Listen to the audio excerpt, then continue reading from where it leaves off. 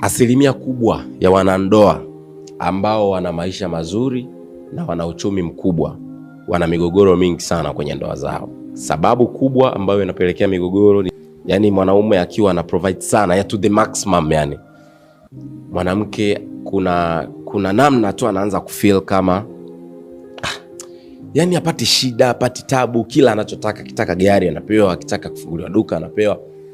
Man, hizi ndoa zinakuwa zina challenge kubwa sana.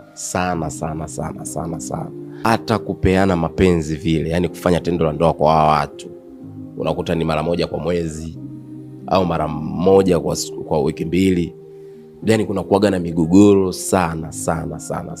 Nje unaona fresh, wana magari, wana majumba, wana maisha mazuri ya kifahari, lakini wanakuwa wana migogoro mikubwa sana.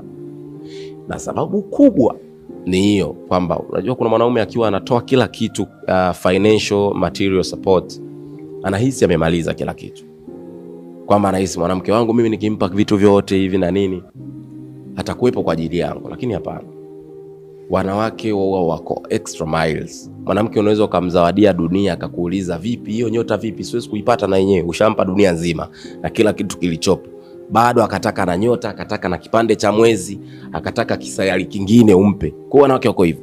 Kwa sisi unavokuwa unampa mwanamke majumba na nini, manguo ya kifahari, madubai, manini, kwamba man, hawa ndugu zetu hawa bidi uishi nao kwa akili.